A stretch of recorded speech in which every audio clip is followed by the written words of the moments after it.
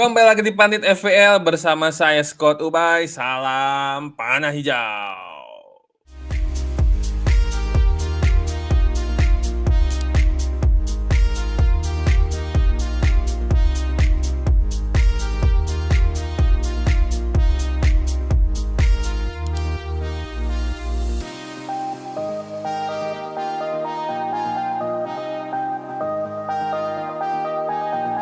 Oke, kita kembali ke format video ya. Kemarin karena di 2 game terakhir kita pakai format artikel karena lebih harus menghormati suasana lebaran sehingga biar lebih khusyuk, tapi tetap menghadirkan konten FPL, jadinya kita bikin lebih simple dalam bentuk artikel. Tapi karena ini sudah kembali ke rutinitas normal, jadinya kita sekat lagi lewat video. Oke, masuk ke game week 32 ya. Game week 31 kemarin mungkin banyak kita yang kecewa karena wildcard-nya bukan agak lagi, tapi lebih ke sangat fail ya, karena aset-aset yang digadang-gadang akan menjadi aset yang memberikan return point yang besar itu membre semua, kecuali aset-asetnya Newcastle yang bahkan jarang ya orang yang mention gitu kan, kayak Jacob Murphy, Livramento gitu kan. Sebenarnya Isak, Salah, apalagi udah gak bisa diharapin, itu blank semua. Jadi kalian yang dapat 50 poin aja itu udah good banget ya. Karena banyak dari wild carders yang berada di bawah 50 poin. Cuman seperti biasa karena memang wildcard ini adalah investasi jangka panjang ya. Jadi buat kalian yang kecewa di game 31, santai aja. Karena di game 32 ini akan ada double game week. Double game week buat siapa? Double game week-nya buat Newcastle dan Crystal Palace. Jadi perlu kasih perhatian lebih banyak buat Newcastle dan Crystal Palace. Karena dia dapat double game week. Cuma double game week dari Newcastle dan Crystal Palace ini agak berbeda karena Newcastle ini cenderung lebih potensial karena lawannya adalah Crystal Palace. Newcastle ini lawannya ketemu MU dulu, home ya. Setelah itu ketemu Crystal Palace, home lagi. Sementara Palace itu kebalikannya. Away dulu lawan City, lalu next-nya away lagi ketemu Newcastle. Jadi mungkin kalau misalkan mau ngambil aset itu, kalau mau lebih amannya aset-aset Newcastle daripada Crystal Palace gitu. Dan nanti di game week 32 juga ada laga menarik kayak Aston Villa lawan Soton ya, cuman agak tricky karena banyak rotasi ya, banyak pemain baru punya Emery di midfielder terutama. Terus ada Brighton Leicester, lalu City Liverpool West Ham itu juga menarik. Nanti akan kita bahas lebih lanjut di sesi Scott Pick ya. Sebelum kita masuk ke sesi Scott Pick, diingatkan kembali kalau Pandit Football dan Pandit FPL hadir di berbagai sosial media, ada di Instagram, TikTok, X, dan juga YouTube ya. Jangan lupa di subscribe juga.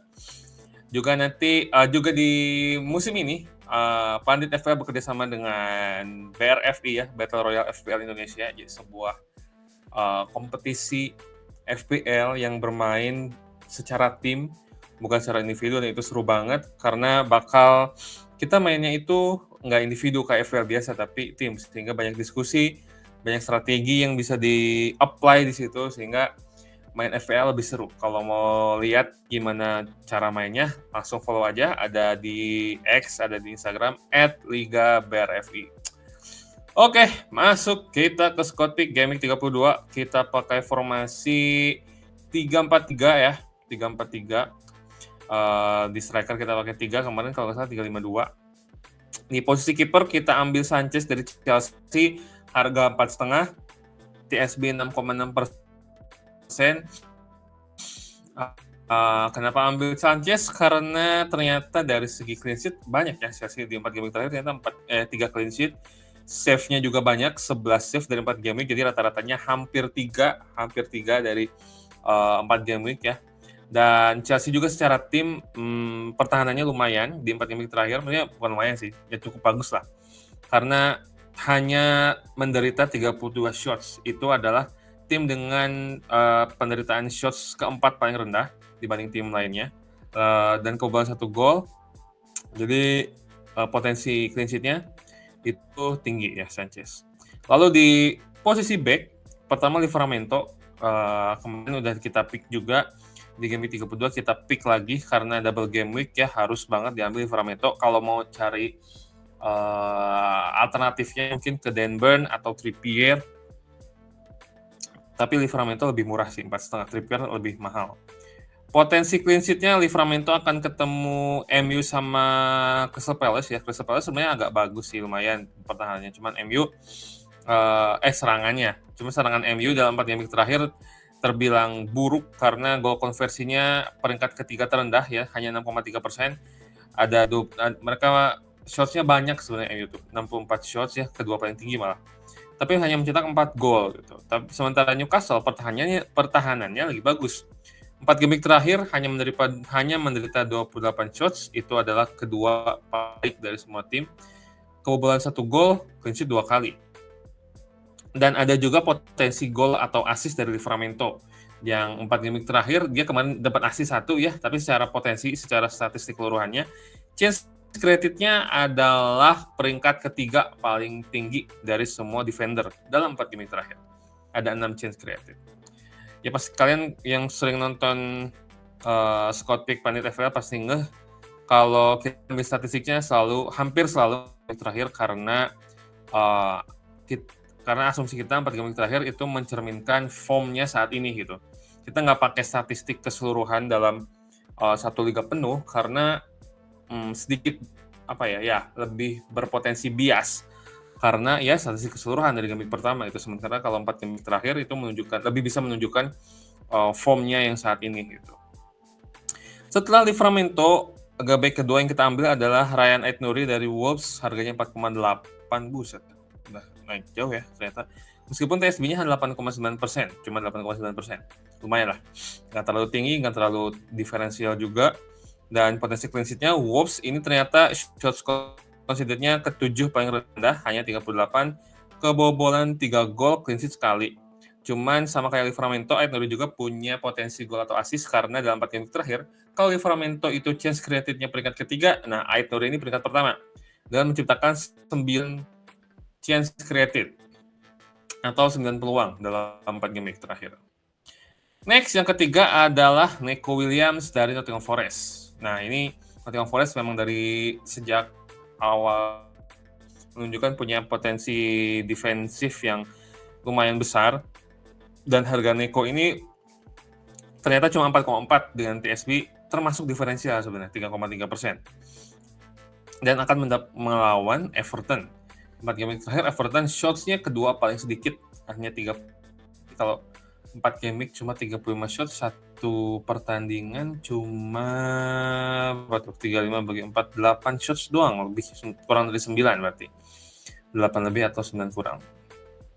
Dan hanya menciptakan versinya 8,6% gitu. Lalu dari segi potensi gol assist-nya, Neco Williams juga chance created-nya masih top 10 besar dari semua defender. Dia ada 6 chance created dan ciptakan 1 assist. Lumayan lah ya. Cuman Livramento Aït-Nouri ini sangat potensial sih. Setelah itu baru Neco Williams. Oke, masuk ke midfielder. Pertama, Salah turun 2 kali blank in a row. Cuman dengan harga 13,8, TSB 71,7%, ini sangat berbahaya kalau dilepas ya, karena ketika sekalinya dia return point, wah pasti panah merah sih, karena mayoritas 71,7% manajer punya Salah gitu. Kalau nggak punya sih pasti panah merah ketika return ya. Cuman ya ini sebagai sebagai pengunci aja, sebagai mandatory asset gitu Salah. Oke, yang kedua kita Harvey Barnes. Nah ini kemarin kebanyakan yang sering dimention memang Jacob Murphy ya. Uh, dan memang dia dapat return point yang besar gitu kan, double digit. Tapi secara statistik yang potensial ternyata Barnes di atas Jacob Murphy. Dan seperti yang kalian tahu bahwa Scott Pick pada level ini based on statistik dan eye test, jadi bukan hanya atau assist. Jadi kita cenderung memilih Barnes, meskipun kalau udah punya Jacob Murphy, nggak perlu ditukar ke Barnes, nggak perlu, udah Murphy aja gitu. Buat yang belum punya midfieldernya Newcastle, kalau berminat nih, kita kasih referensi Harvey Barnes. Secara statistik, Newcastle itu gol konversinya keempat paling tinggi dalam 4 game terakhir, 13%, mencetak 6 gol dari 46 shots. Lalu lawannya MU, tadi attacking-nya tidak efektif, dan secara defensif juga nggak terlalu bagus ya, karena dalam 4 game terakhir dia jadi tim peringkat ke-9 dalam hal terancam melalui tendangan, itu 45 shots. Kebobolan 2 gol, tapi dia punya 2 clean sheet. Ini menarik banget ini. MU. Tapi secara individu, Barnes juga kelihatan nih. Dalam 4 game terakhir, shots-nya itu paling tinggi di antara semua midfielder. Peringkat 2 loh, 14. In the box-nya 13, on targetnya 3, cetak gol. Dan dari segi assist juga ada. Dari 4 game terakhir, Barnes itu menciptakan 6 peluang. Gitu. Jadi Harvey Barnes, Jacob Murphy ini pilihan yang setara ya, silakan mengikuti insting masing-masing aja gitu. Cuman kita berdasarkan statistik sih menunjukkan kalau Barnes lebih potensial. Oke, next yang ketiga adalah Eberechi Eze dari Crystal Palace. 6,8 harganya, 11,9% TSB-nya. Dan secara tim Crystal Palace ini gol konversinya ke-7 paling tinggi, 11,1% ya. Menciptakan 4 gol dari 36 shots. Jadi shots-nya nggak terlalu banyak sebenarnya, 36. Bahkan ketiga paling rendah Crystal Palace ini. Cuman bisa cetak 4 gol, berarti konversinya bagus. Nah, sementara Eze dalam 4 game terakhir, secara individu, shots-nya itu ke-10 paling tinggi. In the box 5 dan diciptakan on target. 1 on target aja, tapi belum cetak gol nih 4 game terakhir. Nah, opsi lainnya adalah selain Eze adalah jelas Ismail Assar. Ismail Assar konversinya lebih tinggi. Ya. Jadi, kalau udah punya Eze, sebenarnya udah di-keep Eze aja. Sama kayak tadi Harvey Barnes sama siapa? Jacob Murphy. Nggak perlu ditukar kalau udah punya salah satu. Juga Ismail Sarr, kalau udah punya Sarr, ya udah Sarr aja, gak usah pindah ke Eze. Karena buang-buang free transfer, sayang banget free transfernya. Oke, next adalah Anthony Semenyo dari Bournemouth, harga 5,7, TSB 8%. Dari 4 game terakhir, Bournemouth ini, wah gila sih. Shots-nya paling banyak, nomor 1 ya, dari semua tim, 69 shots. Konversinya memang nggak terlalu bagus, bahkan rendah ya, 8,7%. Mencetak 6 gol. Lawan Fulham juga yang nanti akan jadi lawannya, Fulham juga shots conceded-nya termasuk yang paling banyak, peringkat ke-8. Dia menderita 58 shots conceded, hanya 1 clean sheet. Dan secara individu, Semenyo dibanding semua midfielder lain, itu shots-nya juga paling banyak. Dalam 4 game terakhir ya, ada 17 shots, cuman belum cetak gol. Nah, ini masalah di konversi sih. Dan dari segi assist, Semenyo cuma menciptakan 7 creating chance dalam 4 game terakhir. Oke, masuk ke forward. Kita pilih udah pasti Isak ya. Kayaknya nggak perlu dijelasin lagi soal Isak meskipun kemarin blank, tapi 60% sama kayak Salah sih. Ini mandatory asset. Yang kedua, double game week lagi, yaitu Mateta ya. Kurang lebih sama kayak Eze. Cuman Mateta secara statistik memang nggak terlalu wow ya. Bedanya memang Mateta ini big game player, atau ketika dibutuhkan oleh tim itu dia biasanya step up gitu. Jadi semoga ketika lawan City, ketika ketemu Newcastle, ini Mateta bisa step up juga. Dan yang terakhir adalah João Pedro. Harganya 5,6, naik dikit. TSB-nya 14%.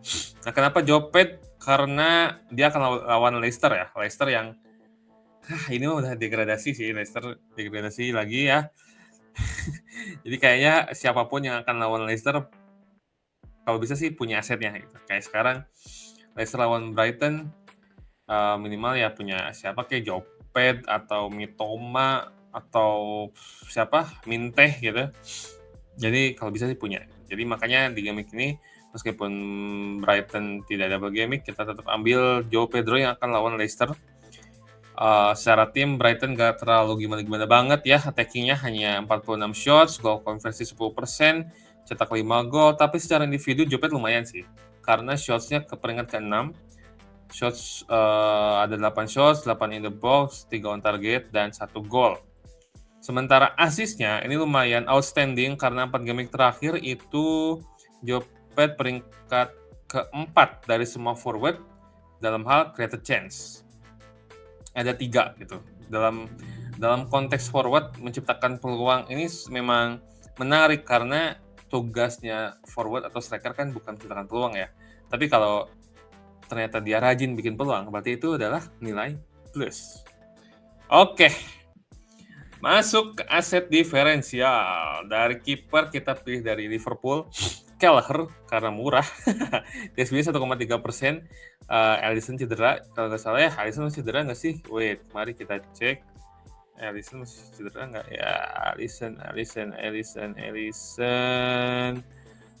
Head injury 70% chance of playing. Masih cedera, jadi sebaiknya jangan ragu-ragu ngambil Kelleher kalau butuh kiper diferensial ya. Lawannya West Ham, goal conversinya rendah 7,9%, termasuk ke 6 paling rendah ya. Dan Liverpool juga tim yang paling jarang terancam dalam 4 game terakhir, hanya menerima 23 shots doang dari lawannya dan ada 1 clean sheet. Cuma resikonya pertahanan Liverpool ini lagi pincang karena nggak ada Arnold. Yang jadi bek kanan Curtis Jones. Banyak yang memuji Curtis Jones tapi come on man, satu game doang, satu match doang. Dan itu juga nggak wow banget. Itu apa ya, kayak taraf minim banget gitu. Maksudnya nggak harus terlalu dipuji segitunya sih, cukup diapresiasi, cukup. Cuman untuk menyetarai TAA sih, bro, it's too far.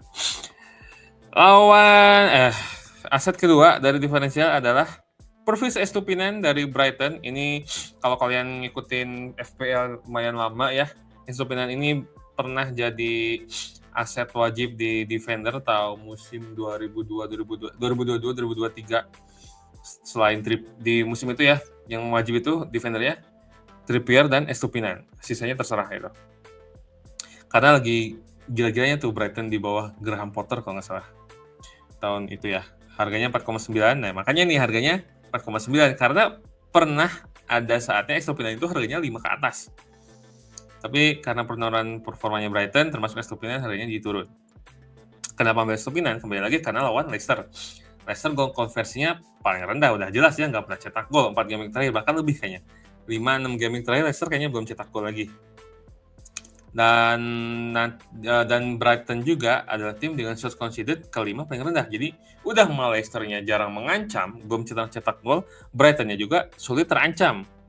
Jadi cocok ya statistiknya. Cuman ya resikonya memang Estupinan dan Brighton ini tidak konsisten. Itu termasuk resiko. Oke, yang ketiga dari midfielder kita pilih Asensio. Nah, kenapa pilih Asensio? Sebenarnya banyak pilihan sebenarnya pada intinya ambil midfielder Aston Villa. Antara Asensio, Rashford atau Daniel Malen, terserah. Sama-sama diferensial di bawah 5%, sama-sama potensial, sama-sama sering dirotasi. Jadi harus ngikutin bocoran-bocoran di akhir game week, di akhir mendekati deadline game week. Cuma kita pilih Asensio karena memang lebih mendukung dari sisi statistik. Aston Villa secara tim, gol konversinya kedua paling tinggi, 16,2%, mencetak 6 gol dalam 4 game week. Lawannya Southampton, 4 game week terakhir, shot conceded-nya kelima paling rendah, cuma 55. Lalu, shot conceded-nya paling tinggi ya, paling tinggi kelima, ada 55. Nggak pernah clean sheet, dan 4 game week terakhir, juga Asensio ini menciptakan 6 shot, 1 gol. Dan dia mantap di segala kompetisi ya, nggak cuma di Premier League. Lalu yang ketiga adalah dari Wolves, yaitu Strand Larsen ya, meskipun nggak ada Cunha, ini ternyata forward muda ini menarik juga nih. Ini kalau konsisten bisa dibawa tim-tim besar sih Strand Larsen ini. Harganya 5,4, TSB-nya 4,3%, lawan Wolves adalah Spurs. Nah, Spurs. Sebenarnya secara tim Wolves ini Ternyata lumayan ya. Dalam 4 game terakhir itu goal conversinya kelima paling tinggi 12,8%, 7 shots, salah. Shots-nya peringkat ke-7, 47 shots. Targetnya ke 14 dan 6 gol. Lawan Spurs yang shots conceded-nya ke-6, paling tinggi. Jadi lawan terancam juga, nggak pernah clean sheet. Sementara Al Nassr dalam 4 game terakhir menciptakan 8 shots, 4 gol. 50% ya konversinya, jadi lumayan banget. Oke, kita review dulu ya. Kita udah sebutin semua.